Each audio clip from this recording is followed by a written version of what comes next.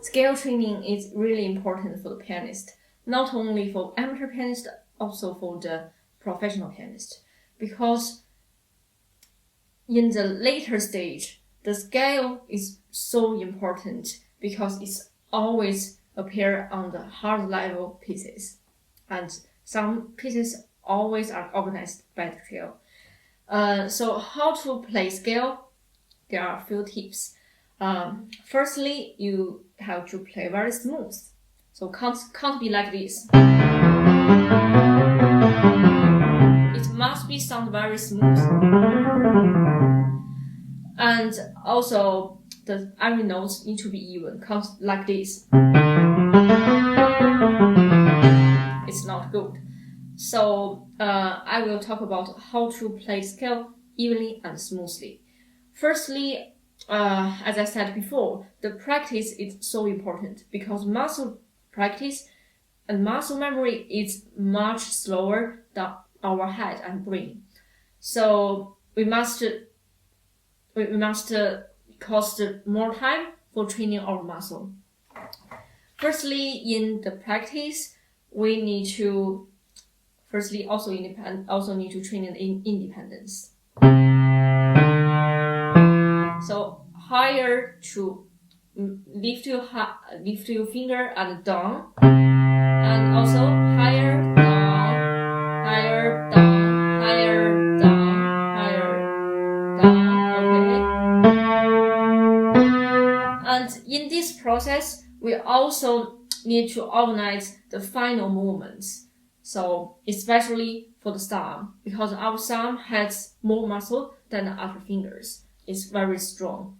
So so thumb, second finger, third finger, and directly like this is not good. Because if you play fast, the scale would be like this.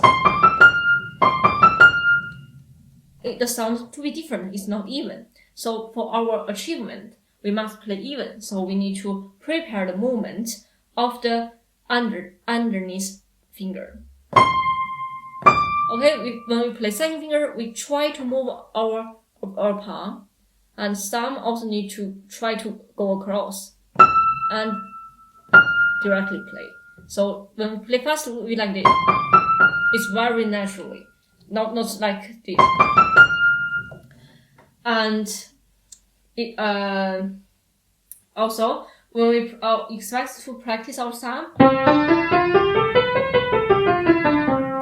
we also need to care about our relax. So if I play like this, it's not good. If I play like this, also not good. So we need to sit very naturally and relax. Our forearm and our arms need to be relaxed. Only the power on our finger. So if we are very tight, and if the power on the arm, it will be like this. It's not good. The sound also not connect.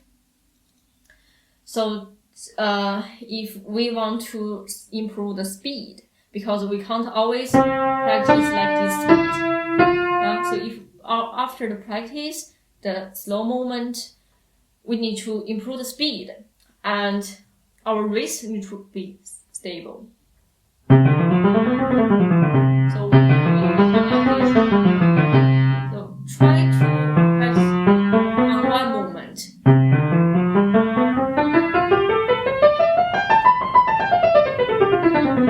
One scale in one moment, and it will be stable.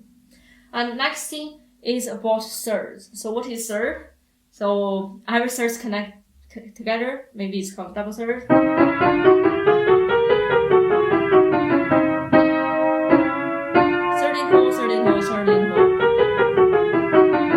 The hard thing for this one is also to play smooth, because there are too many small movements.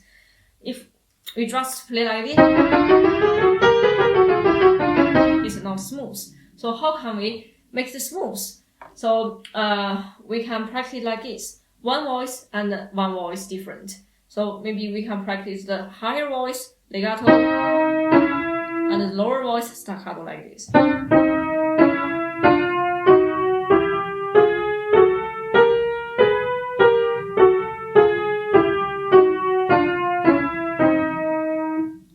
this is for we can feel the voice of every finger, so that we can control it well. Also for the lower voice, maybe lower voice legato and higher voice staccato.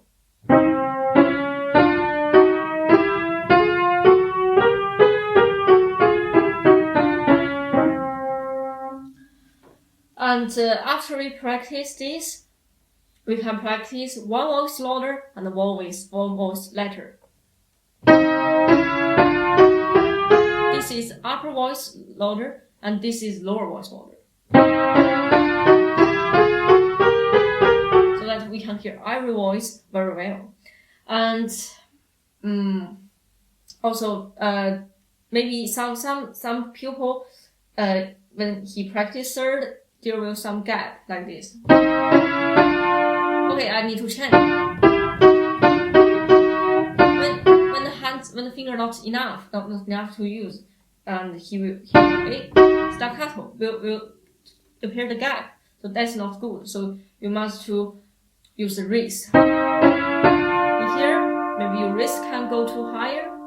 It's different dimensions, not just move from left and right. Maybe it can also go to higher.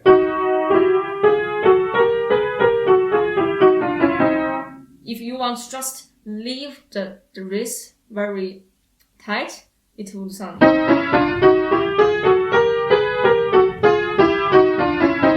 So use the wrist to help you to practice thirds is really important.